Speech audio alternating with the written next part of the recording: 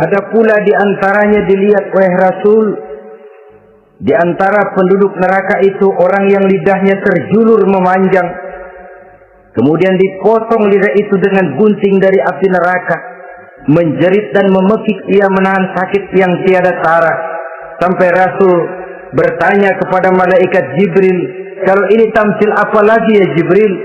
Kata malaikat Jibril, wahai Muhammad, inilah contoh dari umatmu, orang-orang yang waktu di dunia tidak pandai menjaga lidahnya, suka menggunjing orang, suka memfitnah orang, suka ghibah dan namimah, suka ngomongin orang di belakang yang bersangkutan. Maka hari ini lidahnya menjulur menjadi panjang dan dipotong dengan gunting dari api neraka. Lalu Rasul juga melihat sekelompok orang perempuan tergantung rambutnya dari gantungan api neraka, kemudian dipanggang dari duburnya sampai ke atas kepalanya dengan tombak dari api neraka, meraung dan merintih serta mengeluarkan nanah dari kemaluannya. Rasul bertanya, ini apa lagi ya Jibril? Kata malaikat Jibril, inilah perempuan yang waktu di dunia tidak pandai menjaga kehormatan dirinya, ahli zina dan tukang umbar. Saudara-saudara kaum muslimin rahimakumullah, banyak lagi tamsil-tamsil yang dicontohkan dalam puncak perjalanan Mi'raj yang seluruhnya merupakan peringatan bagi kita umat Rasulullah sallallahu alaihi wasallam.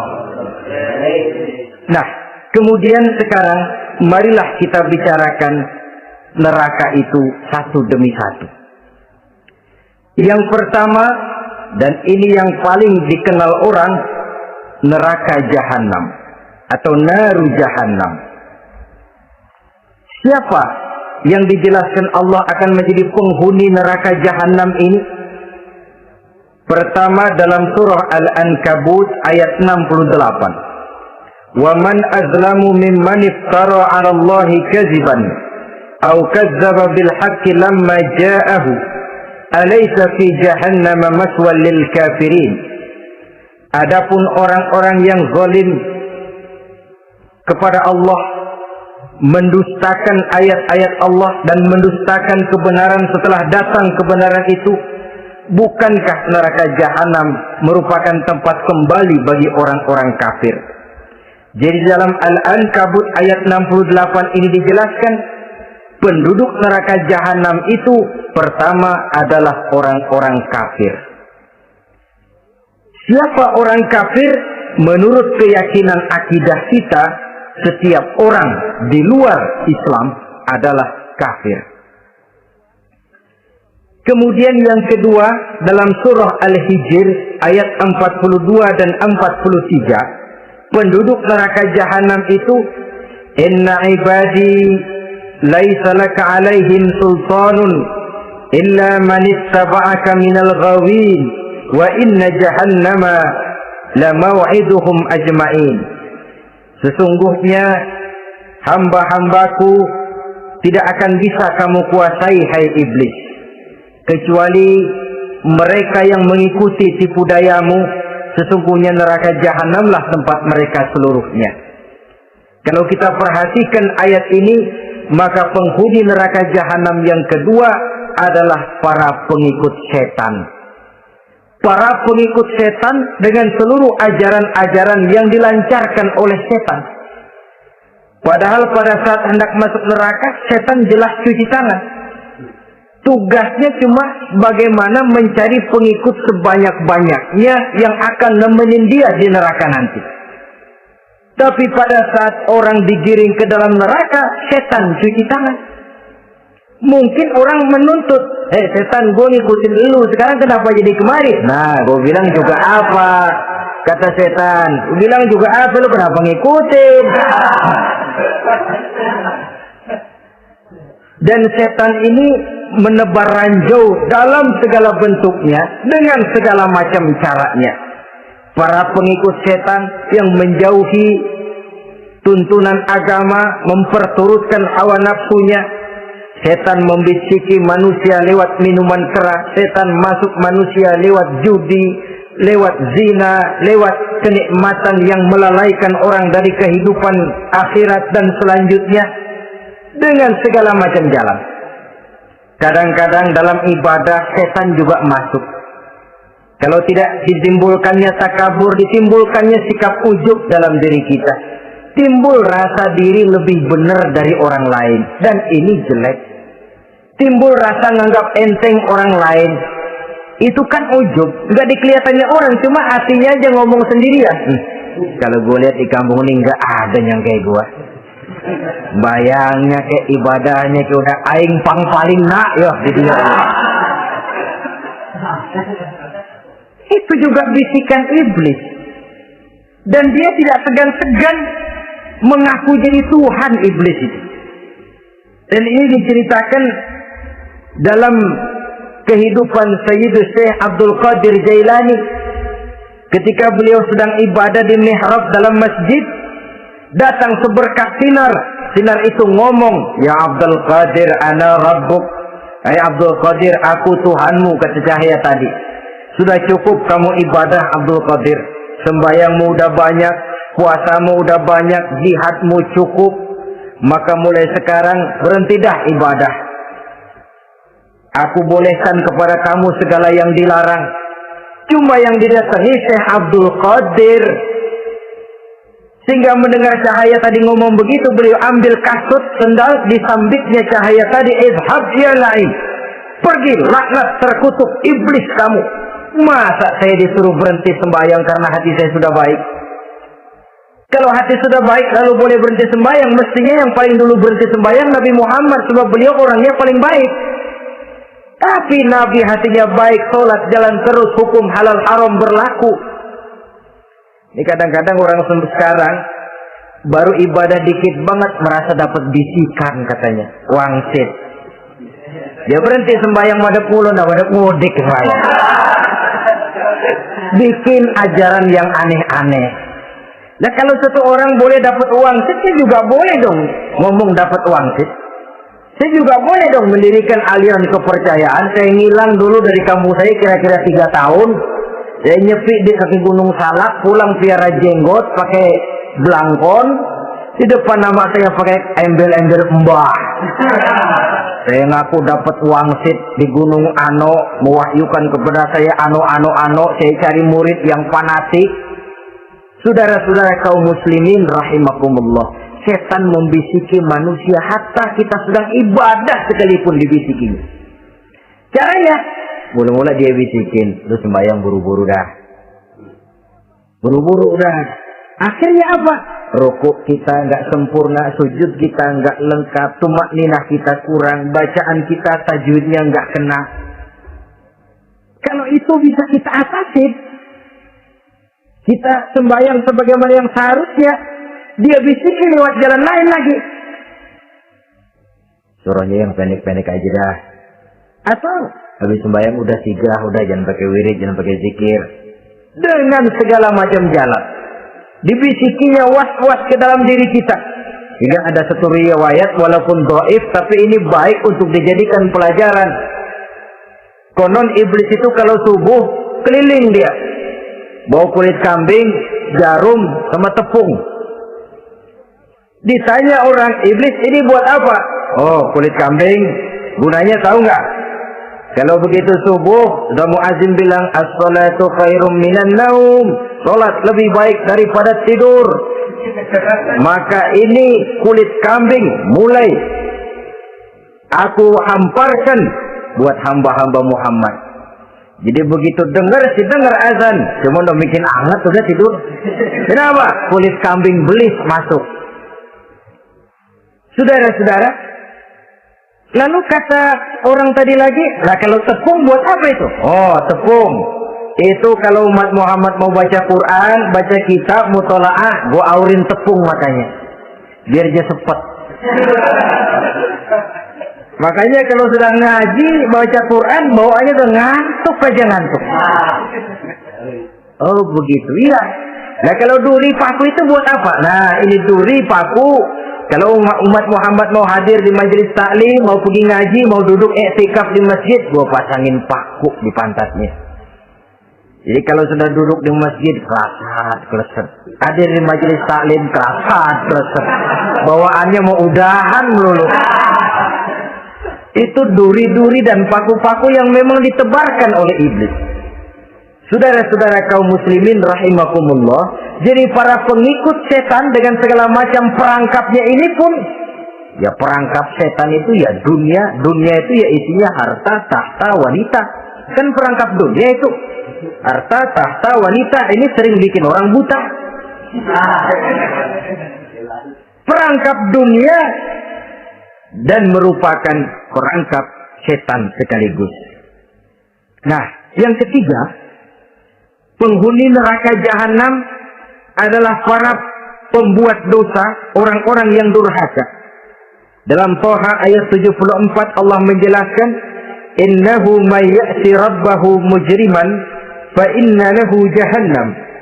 Sesungguhnya orang-orang yang datang menghadap Allah dengan berlumuran dosa, maka sesungguhnya bagi mereka adalah neraka jahanam. Dan yang keempat, penghuni neraka jahanam orang yang kufur nikmat. Tidak cuma kufur iman, tapi kufur nikmat bisa menyebabkan orang masuk neraka jahanam. Belum pernah merasakan dalam hidupnya bahwa Allah memberikan nikmat kepadanya, bagaimanapun besar karunia dan nikmat itu. Dalam surah Ibrahim ayat 28-29 Allah menjelaskan, alam tara ilal ladzina baddalu ni'matallahi kufran wa ahallu qaumahum darul bawar jahannama yaslaunaha wa bi'sal qarar. Tidaklah engkau perhatikan, tidaklah kau lihat orang-orang yang mengganti menukar nikmat Tuhannya dengan kekufuran. Diberikan nikmat berupa Islam, digantinya dengan kekufuran. Dia tidak tahan kesengsaraan dunia lalu memilih kesengsaraan akhirat, padahal kesengsaraan akhirat lebih abadi dari kesengsaraan dunia. Ada orang yang gak tahan miskin dunia, lalu menjatuhkan pilihan lebih memilih miskin akhirat. Ya Allah, keliru besar. Karena gak tahan hidup miskin di dunia, ada yang nawarin ngasih supermi 3 bungkus, iman helap. Ada yang ngasih beras, pindah agama. Ada yang bawain pakaian bekas, tukar akidah, pindah iman. Innalillah. Ditukar kemiskinan dunia dengan kemiskinan akhirat. Padahal kemiskinan dunia berapa tahun? Setahun umur manusia. Sepanjang-panjang umur orang sekarang kan. 100 tahun udah jarang umur orang sekarang. 70 aja udah cakep tuh. Sebenarnya kalau 70 tuh ada jatah lebih tuh, 7 tahun. Toh kalau ikut Nabi 63 tahun kan, Nabi wafat. Kalau kita sudah umur 70 tuh ada jatah ekstra 7 tahun. Oh ya, dimanfaatkan baik-baik mestinya. Taruhlah kemiskinan dunia, bagaimanapun melaratnya dunia, bagaimanapun sengsaranya dunia, cuma sebatas umur kita. Tapi kalau nikmat Islam ini harus kita tukar dengan yang lain. Baddalu ni'matallahi kufran, menukar mengganti nikmat yang diberikan Allah dengan kekufuran. Artinya kita menukar kemiskinan sementara dan kita memilih kesengsaraan dan kemiskinan abadi. Di akhirat kita miskin, di neraka kita miskin, miskin abadi. Di neraka kita sengsara, sengsara abadi. Saudara-saudara kaum muslimin rahimakumullah, itu neraka jahanam. Yang kedua dinamakan neraka jahim. Siapa mereka ini para penghuninya? Siapa mereka ini para penghuninya? Pertama dalam surah At-Takatsur, yaitu orang-orang yang bermegah-megah dengan dunia, menumpuk-numpuk harta, lalu lupa dengan kesibukan harta itu, lupa kepada kehidupan yang akhirat nanti. Alhaakumut takatsur hatta zurtumul maqabir kalla sawfa ta'lamun thumma kalla sawfa ta'lamun kalla law ta'lamuna ilmal yaqin la tarawunnal jahim. Kamu telah lalai akibat apa? At-takatsur. Ini penyakit pertama yang menyebabkan orang sampai ke neraka jahim, penyakit takasur. Dan itu penyakit zaman sekarang. Berlomba-lomba dengan kemegahan materi, berlomba-lomba dengan kemegahan dunia. Padahal kalau urusan itu kita berlomba, tidak akan pernah sampai finish. Percayalah itu. Tidak akan pernah finish. Sebab kemegahan dunia siklus, lingkaran setan. Kita anggap kalau punya duit 1 juta tenang, punya 1 juta berubah pikiran, lain lagi. Kita anggap kalau punya mobil enak, sudah punya mobil, lain lagi problemnya. Kita anggap kalau rumah sudah gedung, enak hidup, punya rumah gedung, lain lagi problemnya.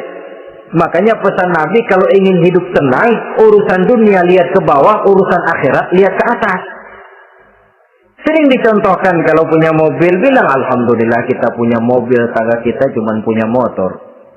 Kata yang punya motor, syukur banget kita punya motor, tangga kita punya sepeda doang. Kemana-mana kekejek mulu. Dayung. Kata yang punya sepeda, alhamdulillah kita punya sepeda, tetangga kita cuma jalan kaki, kemana-mana ngetuk mulu. Kata yang jalan kaki, alhamdulillah masih bisa jalan, tangga kita sebelah lumpuh bertahun-tahun nggak kemana-mana. Kata yang lumpuh, alhamdulillah masih hidup, tangga kita kemarin mati nggak balik lagi. Itu dalam urusan dunia, sehingga sifat takasur ini hilang. Tapi urusan akhirat lihat ke atas. Kalau dia begitu sibuknya bisa jaga sholat, kenapa saya tidak? Kalau dia hidupnya sederhana, rajin sedekah, kenapa saya yang lebih kok enggak sanggup? Kalau dia bisa baca Quran, kenapa saya enggak? Lalu timbul gairah ingin mencontoh orang dalam urusan ibadah, menimbulkan ketenangan jiwa. Dan itu ada garis finishnya. Tapi kalau yang lumpuh lihat yang bisa jalan, lihat yang naik sepeda, yang sepeda naik punya lihat motor, sudah punya motor lihat mobil, lihat pesawat terbang, lihat kereta api.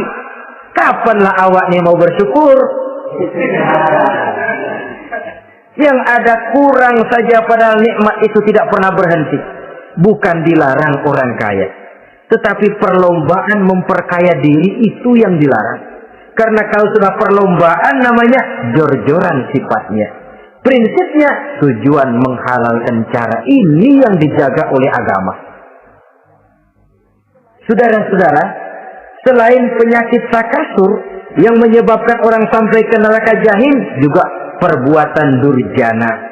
Dalam Al-Infitor ayat 13-14, innal abrara lafi na'im wa innal fujjara lafi jahim.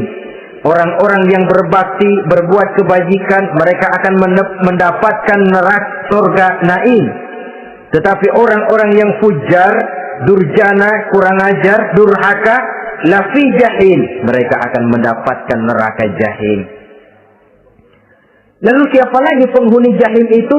Orang-orang yang menentang dan menantang ayat-ayat Allah. Wallazina sa'au fi ayatina mu'ajizin ulaika ashabul jahim. Dan orang-orang yang berusaha menantang ayat-ayat Allah sehingga melemahkan orang-orang yang mau mengikuti Rasul-Rasul Allah. Menantang ayat Allah dan membuat lemah orang yang mengikuti Rasul. Melemahkan semangat orang yang mau mengikuti khitbah dan perjalanan Rasul. Kamu bangun masjid, iya. Berat, jangan. Jangan aja kapok. Majelis taklim, pahit. Ngaji, berat, melemahkan ini. Sudah dia rusak, merusak lagi. Kalau rusak kan cuma sendirian. Ini tidak, sudah rusak, merusak. Mu'ajizin, melemahkan orang-orang yang mau mengikuti ayat-ayat Allah. Dan itu tidak jarang zaman sekarang ini. Orang yang melemahkan semangat kita dalam berjuang menegakkan kebenaran. Kita yakin Islam agama yang benar, kita yakin Islam agama yang sempurna. Ada saja orang yang melemahkan semangat kita, yang berteori bahwa ada ayat-ayat Quran yang tidak relevan lagi dengan situasi dan kondisi, yang berteori bahwa Nabi Muhammad cuma sebagai manusia biasa yang tidak terlepas kemungkinan dari salah. Pendeknya melemahkan nilai-nilai semangat kita untuk memperjuangkan Islam ini. Ini pun termasuk mu'ajizin. Mereka akan menemukan nanti di akhirat kapling di dalam neraka yang dinamakan neraka jahim. Na'udzubillah summa na'udzubillah. Yang ketiga, saudara-saudara, di antara nama neraka itu adalah neraka hawiyah. Siapa penghuni neraka hawiyah ini? Dalam surah Al-Qari'ah ayat 8 sampai 11 dijelaskan secara simpel, wa amma man khaffat mawazinuhu fa ummuhu hawiyah. Adapun orang-orang yang ringan timbangan kebaikannya, maka tempatnya adalah neraka hawiyah. Artinya orang ini lebih berat timbangan kejahatannya, sedikit kebaikannya sehingga jadi ringan di timbangan akhirat nanti. Sholat, puasa, zakat, tapi dosa yang dikerjakan masih lebih banyak ketimbang kebaikan yang dikerjakannya itu. Maka orang semacam ini apabila tidak mendapat syafaat, maka dia akan masuk ke dalam neraka yang namanya neraka hawiyah. Lalu yang keempat, neraka wail. Dalam surah Al-Ma'un ayat 1 sampai 7, garis besarnya yang mendapat neraka wail adalah para pendusta agama. Siapa sih pendusta agama itu? Ara'aital ladzi yukadzibu bid-din. Tidakkah kamu lihat siapa orang-orang yang mendustakan agama? Mendustakan agama, beragama tapi bohong, sholatnya bohong, hajinya bohong, puasanya bohong, mendustakan agama. Siapa mereka? Fadzalikal ladzi yad'ul yatim. Pertama, orang yang suka menghardik anak yatim. Anak yatim yang lemah, anak yatim yang tidak berdaya, yang hidup dipayungi kemiskinan dan kekurangan, bukan ditolongnya, malah dihardiknya. Jangan lupa, saudara yang sudah 2-3 kali pergi ke Makkah, saudara yang khusyuk dalam sujudnya, saudara yang mantap dalam puasanya, mungkin saja bisa terhalang masuk ke dalam surga. Karena di samping rumah saudara ada anak yatim merintih menahan lapar dan haus. Saudara tahu, saudara mampu, tapi saudara diam saja, tidak mau mengulurkan tangan. Mungkin itu yang akan mengganjal saudara untuk masuk ke dalam surga. Wala yahuddu ala tu'amil miskin. Mereka membiarkan fakir miskin, tidak memberikan makan. Kemudian fawailul lil musallin. Mereka juga melalaikan salat. Allazina hum an salatihim sahun. Allazina hum yura'un. Mereka juga riak di dalam amalnya.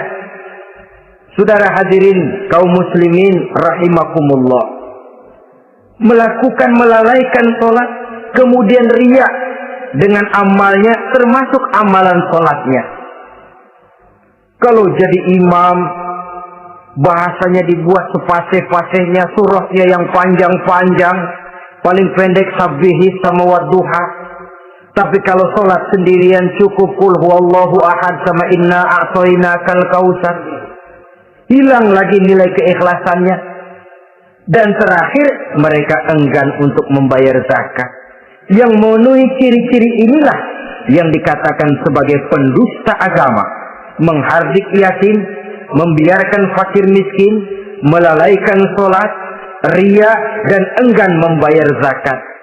Mereka divonis mendapat neraka wail, seperti dalam surah Al-Ma'un ayat 1 sampai dengan 7.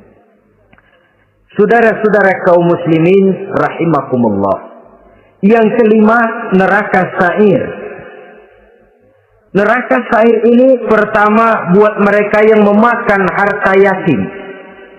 Kalau tadi tidak mau membantu, ini malah membantu tapi tujuannya malah ngobyekin anak yatim.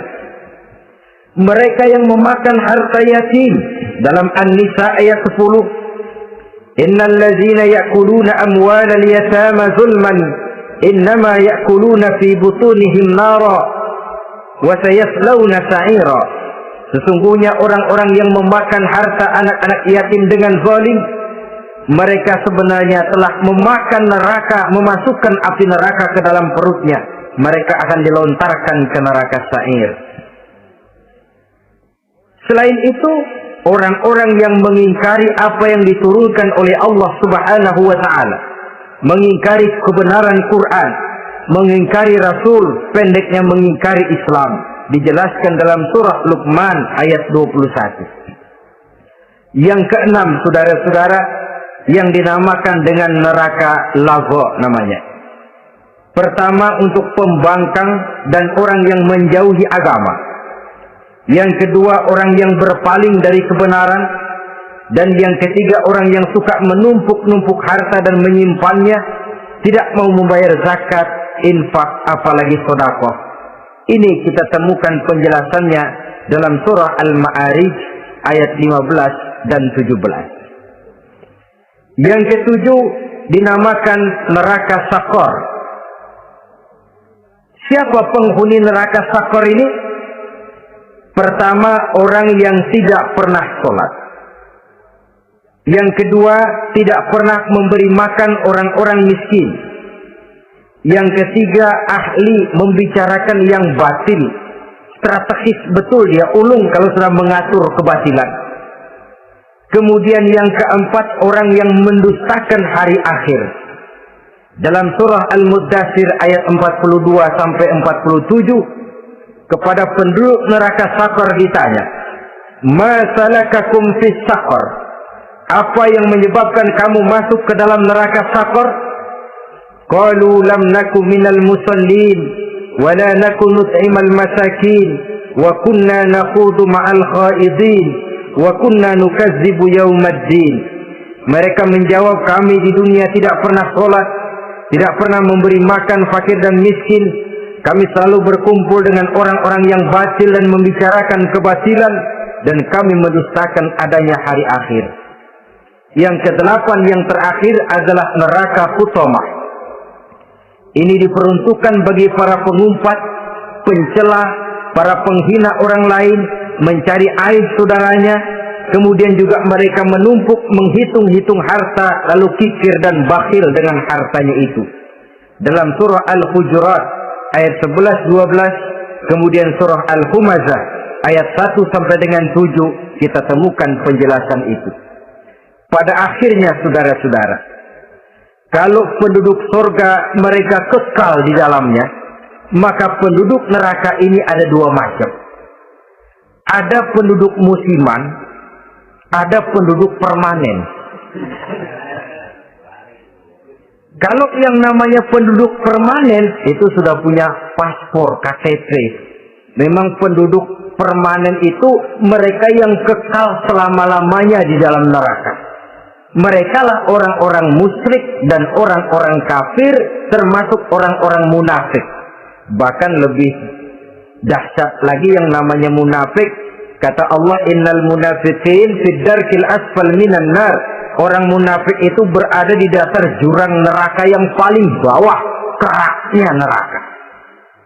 Saudara-saudara, adapun penduduk yang semi permanen, ia masuk neraka buat sementara saja, sekedar dengan dosa-dosa yang dikerjakannya. Mereka adalah orang-orang mukmin yang asli, orang-orang Islam yang waktu di dunianya berbuat dosa. Mereka masuk ke dalam neraka, menerima azab sesuai dengan dosa yang dikerjakannya. Setelah itu mereka akan diangkat dari surga untuk ditempatkan di dalam. Mereka akan diangkat dari neraka untuk ditempatkan di dalam surganya Allah Subhanahu wa ta'ala. Seperti banyak dijelaskan dalam hadis-hadis sahih yang diriwayatkan oleh Imam Bukhari dan Muslim. Nah, inilah sekelumit tentang neraka dan calon-calon penghuninya. Mudah-mudahan Allah jauhkan kita, Allah jauhkan anak cucu kita, Allah jauhkan seluruh keluarga kita dari neraka dan dari azab neraka. Terima kasih dan mohon maaf. Wassalamualaikum warahmatullahi wabarakatuh. Waalaikumsalam warahmatullahi wabarakatuh.